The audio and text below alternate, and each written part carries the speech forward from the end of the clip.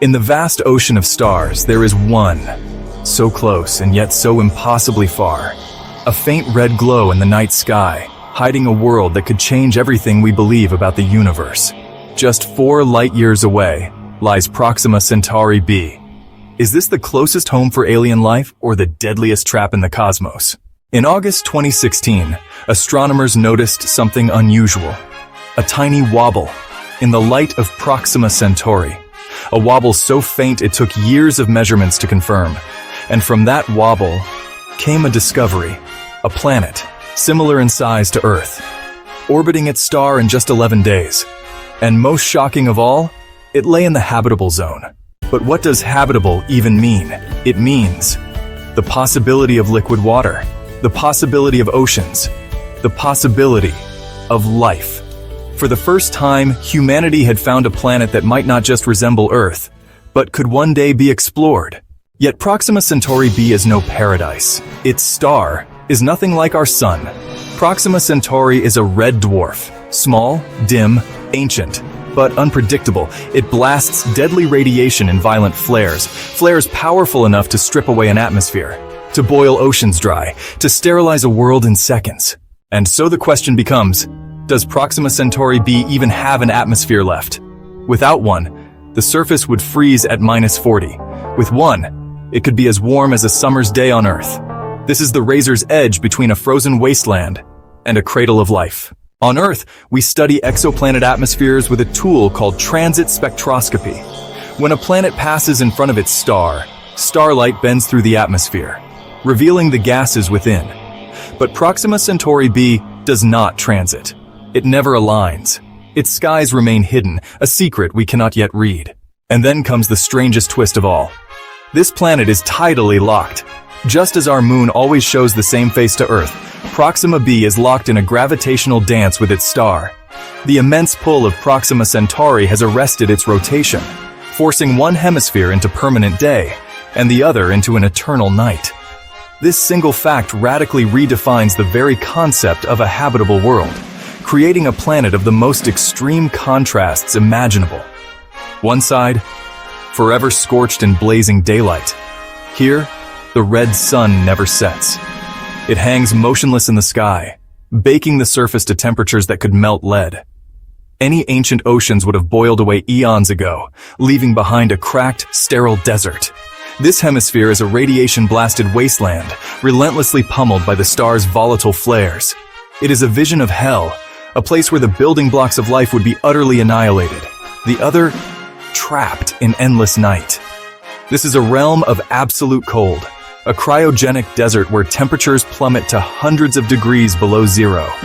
Here, the very atmosphere would freeze, falling as exotic snow, blanketing a landscape that has never known the warmth of its sun. It is a silent, motionless world, a vast tomb of ice and darkness.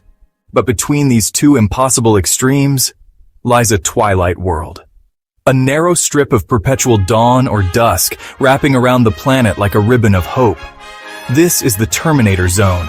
Here, the searing heat of the day side and the profound cold of the night side meet in a delicate balance. It is in this sliver of a world, and only here, that temperatures could be just right for liquid water to exist.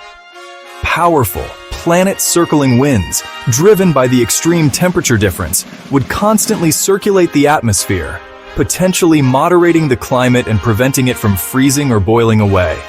These winds could carry heat and moisture, creating a stable, habitable band. Scientists theorize that vast glaciers on the night side could melt at the Terminator's edge, feeding rivers and perhaps even oceans that flow within this temperate zone. Life here would be alien. Plants, if they exist, might be black or deep purple, evolved to capture every photon of the dim red light. It would be a world forever bathed in the soft glow of a sunset, a place where oceans could flow, where alien winds might blow, and where life, against all odds, could thrive. Imagine standing there, on a world unlike any we have ever known, orbiting the closest star to our own solar system, Proxima Centauri. This is Proxima b, a planet of profound extremes, a world locked in a perpetual cosmic stare with its parent star. Above you, a faint red sun hangs motionless. This isn't a star like ours. It's a red dwarf, ancient and dim, bathing the landscape in a perpetual, ruddy twilight. Its immense gravity has captured the planet in a state known as tidal locking, forcing one hemisphere to forever face the star, while the other is cast into eternal darkness. To one side, the horizon burns. This is the day side, a hemisphere forever baked by its star. Here, the surface is a scorched, barren wasteland. Temperatures could be high enough to melt lead, boiling away any surface water and sterilizing the landscape under a relentless torrent of stellar energy.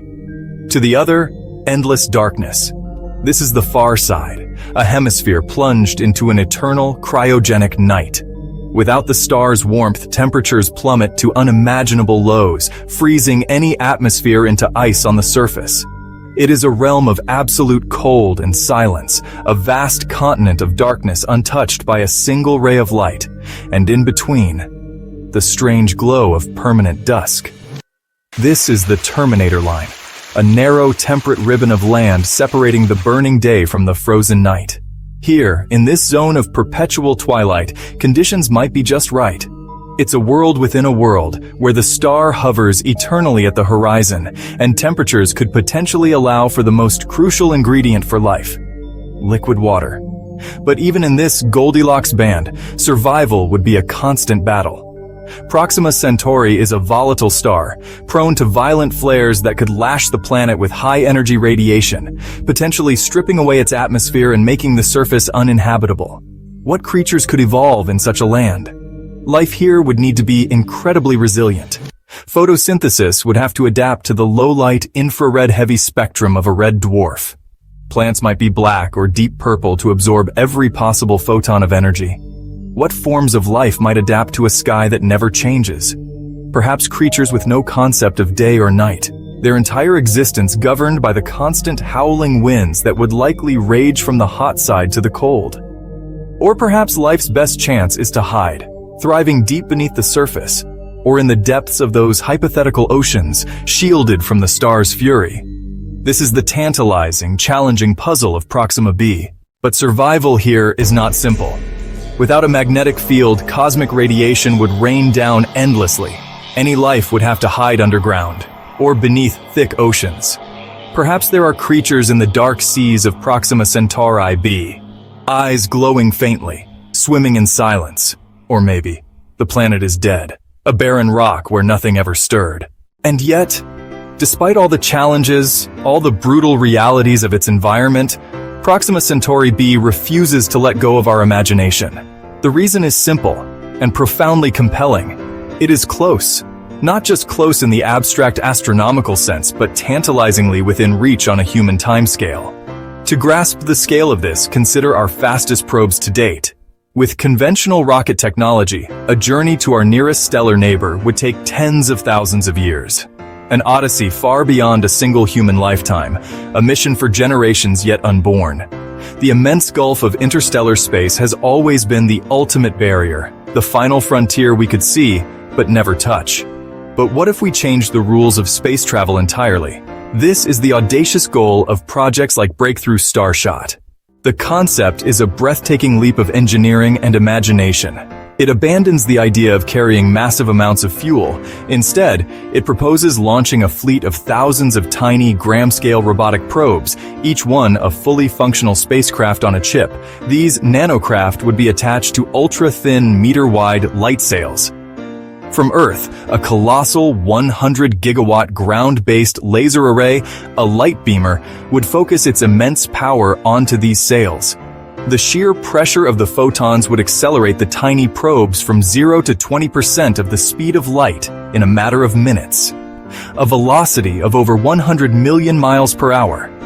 At this incredible speed, the 4.2 light-year journey to Proxima Centauri would be compressed from millennia into a mere 20 years. The challenges are immense. The probes must survive 2 decades in the harsh environment of interstellar space, navigating potential impacts with dust grains that could be catastrophic at such velocities. Upon arrival, there would be no slowing down. It would be a fleeting, high-speed flyby. But in that brief encounter, the probes would capture images, scan for the chemical signatures of an atmosphere, measure the planet's magnetic field, and beam this precious data back across the void. If they succeed, the information would arrive on Earth 4 years later. For the first time in history, a world orbiting another star would be transformed from a single point of light, a shadow in a telescope, into a real place. Proxima Centauri b would become the first alien world humanity ever sees, up close. A first, tentative step into the galactic neighborhood. Until then, we watch, we listen, and we wonder, is Proxima Centauri b a second Earth, a deadly trap, or something stranger than we can imagine?